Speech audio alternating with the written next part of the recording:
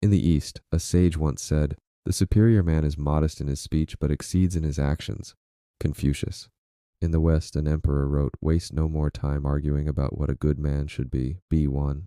Marcus Aurelius. Two worlds, two wisdom traditions, oceans apart, and yet astonishingly aligned. This is the meeting point of Confucianism and Stoicism, a conversation across centuries about character, control, and the art of living. Confucius lived over 2,500 years ago in a time of political disunity and moral decay in ancient China. He wasn't a prophet, he wasn't a king, he was a teacher, and more importantly, a moral reformer. He believed in virtue as a way of life, in cultivating the self through learning, ritual, and righteous action. Meanwhile, in ancient Rome, Marcus Aurelius ruled as emperor during plagues, invasions, and betrayal. But in the dark, he wrote quietly to himself, not about victory or conquest, but about self-mastery. Marcus wrote, "You have power over your mind, not outside events. Realize this, and you will find strength." Though worlds apart, both philosophies were born in crisis. Both offered a blueprint, not for domination, but for internal order. Confucius taught that goodness, or Ren, was the highest aspiration of human life. But goodness isn't abstract. It begins at home, in how a son speaks to his father, how a friend shows loyalty, how a leader acts with justice. Confucius said, "To put the world in order, we must first put the nation in order. To put the nation in order, we must first put the family in order. To put the family in order, we must first cultivate our personal life. We must first set our hearts right." Virtue begins within, then it ripples outward, and for the Stoics, virtue was also the key. Marcus Aurelius said, "Just that you do the right thing, the rest doesn't matter." Both schools believe the good life isn't found in pleasure or possessions, but in living a life of ethical discipline, where character is destiny. The world is loud, and both Confucianism and Stoicism teach us the same ancient truth: control yourself, or be controlled by everything else. Confucius warned against rashness and pride.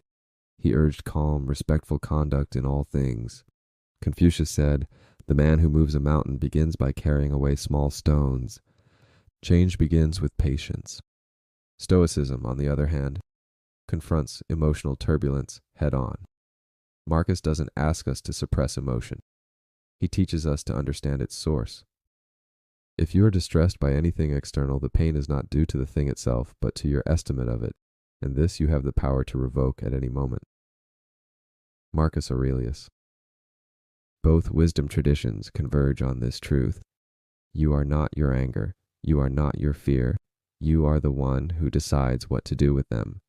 Confucianism is deeply social. It isn't about retreating from the world. It's about improving it, by first improving yourself. Confucius emphasized ritual, not as empty formality, but as the path to harmony. When each person knows their role and fulfills it with integrity, society thrives. Confucius said, "When we see men of a contrary character, we should turn inwards and examine ourselves." The Stoics agreed. Don't waste the rest of your time here worrying about other people unless it affects the common good. Marcus Aurelius. Both philosophies ask, what is your role, and are you fulfilling it honorably? Whether as a father, citizen, leader, or neighbor, duty is sacred. No philosophy is complete if it doesn't teach us how to face the ultimate end. For Confucius, death was less discussed, but living rightly was the best preparation. Confucius said, "We don't know yet about life. How can we know about death?" The point was to live with such honor that death would hold no regret. Stoicism confronted death directly. Marcus reminded himself daily that life was short and that awareness made each moment sacred. You could leave life right now. Let that determine what you do and say and think. Marcus Aurelius. To die well, live well. That's the Stoic and Confucian creed. So how do we apply this ancient wisdom today? In a world of outrage, distraction, and endless comparison, both Confucius and Marcus Aurelius offer us the same refuge. Return to yourself, sharpen your character, fulfill your role, and act with integrity. Start by asking, am I reacting or responding? Am I focused on what I can control? Am I doing the right thing, even when no one sees? Confucianism gives us order, harmony, and social responsibility. Stoicism gives us calm, resilience, and inner strength. Together, they offer a complete map for the modern soul, because the world may have changed, but the path to wisdom has not. The superior man is distressed by his own lack of ability, not by the failure of others to recognize him. Confucius. The impediment to action advances action.